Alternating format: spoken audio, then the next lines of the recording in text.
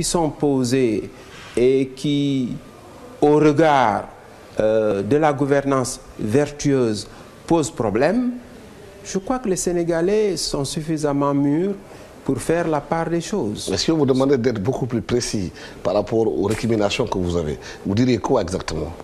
Écoutez, je crois que c'est très simple, hein. Il fallait dégraisser le gouvernement. Il fallait réduire le train de vie de l'État. Je me pose des questions. Le gouvernement, il y a 25 membres. Au regard du nombre des membres du gouvernement qui vont augmenter apparemment, puisque les journaux et les organes de presse, y compris celui auquel vous appartenez, ont déjà annoncé la possibilité d'un allongement, comme on dit, de la taille du gouvernement. Il y a beaucoup de ministres conseillers. Il y a beaucoup d'agences, des dizaines d'agences qui sont là, qui sont budgétivores. Il y a des salaires faramineux. Quand on parle de 15 millions de francs CFA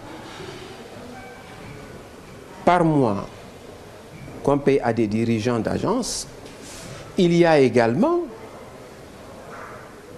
qu'on le veuille ou pas, des niches d'économie qui ne sont pas exploitées comme il faut. Donc le train de vie de l'État devra certainement être davantage dégraissé. Pour vous, le gouvernement doit encore aller beaucoup plus dans les orientations et dans les décisions qu'il doit prendre pour encore réduire le train de vie de l'État, des ministres aussi, au gouvernement et des conseillers, c'est ça? Je crois. Il y a également naturellement les dépenses somptuaires de l'État, le niveau des fonds politiques. Il y a un ensemble de choses sur lesquelles la rupture reste à faire. Des efforts peut-être ont été faits, mais c'est peu par rapport à ce que nous, au niveau de Taxawu Thème, nous attendions du nouveau président de la République. Donc, à votre avis, le rythme pris par le gouvernement pour régler ces questions est encore lent. Il faut aller beaucoup plus vite dans les décisions, dans les changements, c'est ça? Il y a un problème de rythme, il y a un problème d'envergure, il y a un problème d'approfondissement. Ce sont ces trois dimensions.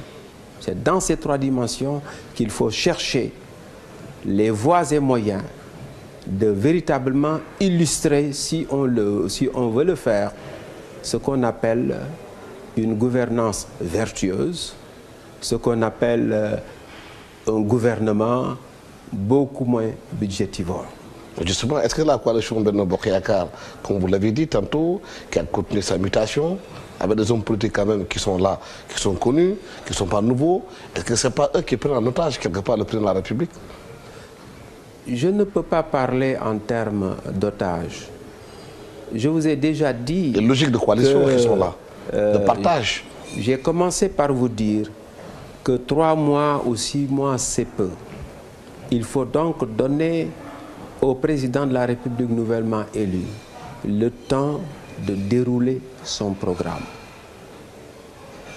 Cela n'empêche pas les observations que j'ai faites qui, de mon point de vue, pourraient être prises en considération par les autorités. Cela ne veut pas dire que je fais du nihilisme, que tout ce qui est fait est mauvais, loin de là. Je crois qu'il y a de très bonnes décisions qui ont été prises dans certains cas. Quelles sont ces décisions? Qu'il faut encourager à votre avis, et qu'il faut pérenniser. Quelles sont ces décisions? Quand on prend des décisions pour abaisser le prix des denrées de première nécessité, c'est une bonne décision. Mais il faudra la maintenir. Il ne s'agira pas, dans quelques mois, en 2013, de procéder à des augmentations. Parce qu'alors, ce sera une façon de tromper le peuple. Quand on prend des décisions pour maintenir les prix de l'électricité, il faudra pérenniser cette décision. Or déjà, se profile à l'horizon, à l'image de la déclaration de politique générale, des perspectives de remettre en cause les subventions. Ces subventions-là. Donc, de répercuter les subventions sur les tarifs des consommateurs. Oui, l'État parle de 120 milliards par an avec le plan Takal, ouais. Que c'est impossible de tenir. Je pense que 120 milliards, c'est beaucoup, mais par rapport à 300 000 milliards, je crois que ce n'est pas beaucoup. Et il ne faut pas oublier que les gouvernants sont là au service des gouvernés. Donc, il est absolument nécessaire de maintenir ces mesures-là.